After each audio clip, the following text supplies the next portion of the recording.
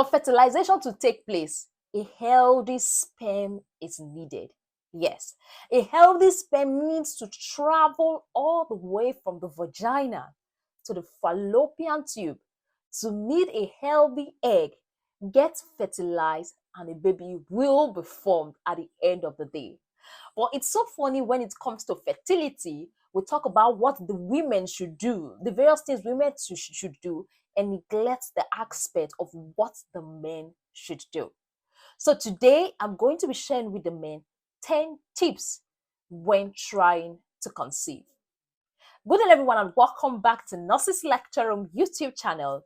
My name is Mercy Mary, popularly known as a nurse with a difference, and I make learning easy and accessible for all my viewers. Today, I'm going to be sharing with the men 10 tips when they are trying to conceive. While the women are also putting in all their efforts, the men should also try their possible best to also do what they can to make sure that a healthy sperm is made and also fertilization can take place and everybody will be happy. But before we go into details into this class, if you are new on our YouTube channel and these are content you are interested in, please click on that subscribe button, turn on the notification bell so you don't miss out. For all my returning subscribers, this is Nurse Mercy saying thank you. All right, welcome back. Now let's go straight into the point.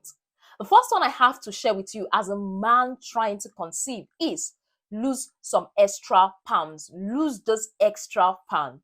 Studies have suggested that couples in which a man is obese or overweight takes longer time to conceive than couples with no weight issues. And some studies have also indicated that being overweight or obese affects the quality of a sperm when it comes to the sperm count and also the movement. There are different studies and also different research work that has indicated that. So if you are a man trying to conceive, you are trying to get your wife pregnant, and you notice that you have a high BMI or you are obese, you can try as much as possible to do everything within your power to actually cut down some fat and see the impact on your sperm count and also the motility of your sperm. The second tip I would like to share with the men is get all your health conditions under control. Let me tell you something. Effectively managing chronic diseases such as hypertension and diabetes increases a man's chance of getting his partner pregnant. This was suggested by the World Journal of Men's Health. And also, according to the CDC, treating cystic fibrosis and varicocele may affect the male fertility. And according to the Cleveland Clinic, that's the Cleveland Clinic, they said that drugs or medications used in treating depression, used in treating anxiety, used in treating blood pressure may have a negative impact on the sperm. So what I have to share with you in this is just try as much as possible, whatsoever conditions you are treating, whatsoever chronic medical condition you are battling with, just follow the advice of your doctor. Take your antihypertensive medications. Make sure your blood sugar is under control. That is going to go a long way to help.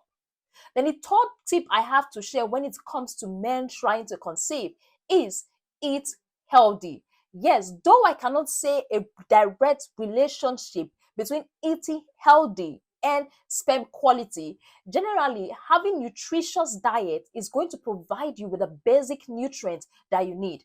Having nutritious diets with those that have some antioxidant is going to help definitely with your sperm. So having a well-balanced diet, not just eating your canned food, your sachet food, or eating anyhow, is going to go a long way to not just help with fertility, but also improve your general health. Then that takes me to the fourth point, which is smoking. Yes, stop smoking. So if you are a man trying to conceive and you are still smoking, for the betterment of that particular sperm, for you to be able to fertilize your wife, if you want to have children, it is better for you to quit smoking for the period of time. It has been shown over time that smoking affects the sperm quality. Smoking is likely going to affect the movement and also the sperm count. So this is just an advice for a man trying to conceive. The fifth point I have to share with you is beware of heat. You see those men that actually have this long stay, or they have frequent visit to hot tubs, they have frequent visit to saunas and also steam room. You have to be aware of heat, because high temperature, high heat is likely to affect the sperm count, is likely to affect the sperm. But this um effect is just for a temporary period of time. It's not a permanent period of time. So if you want to try to conceive, you can try as much as possible to avoid a hot tub for a particular period of time. Try to avoid steam rooms for that particular period of time. This is likely going to improve the sperm count over time and give you the ability to be able to get your partner pregnant. And for the men that drive for a long period of time, they sit down for a very long period of time, that can affect the sperm quality. And for those that always put their laptops on their laps, around their bulbs, that is heat. It can be heating up the balls and also affect the sperm quality. So you just have to be aware of heat. Anything that will make their heat up, please and please try as much as possible to avoid it. That takes me to the sixth point, which is brief or boxers. You know about briefs. Briefs are all those shorts, like a pants that most guys wear, that actually help to pack the penis. So when they wear that, it's kind of tight for the penis, for the balls, and all those things. And it is believed that it's likely going to increase heat and affect the sperm.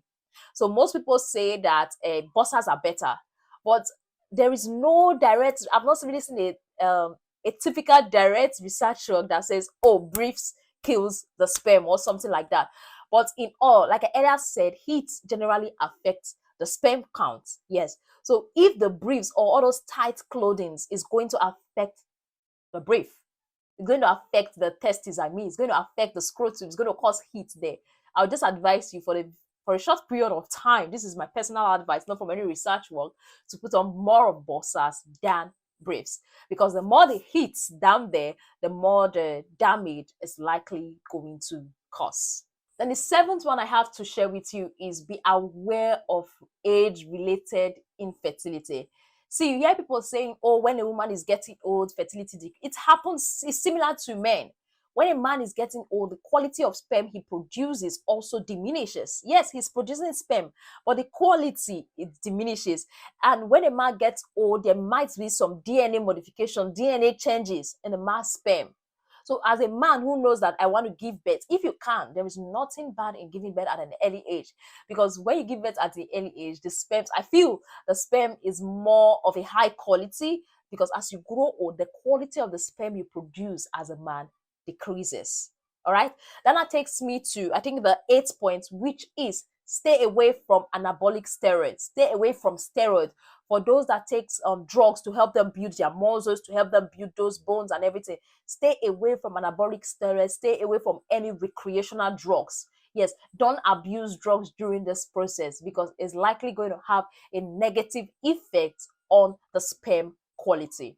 So the ninth point I will have to share with you, why the women are taking their folic acid, it's important for the men to increase their vitamin intake, such as your vitamin C and vitamin E that has some antioxidant property in them, because this antioxidant property has been shown to slightly help with the quality of the sperm. So generally, vitamin is good for our body, if not for the sperm. You can just take it because it's good for our body.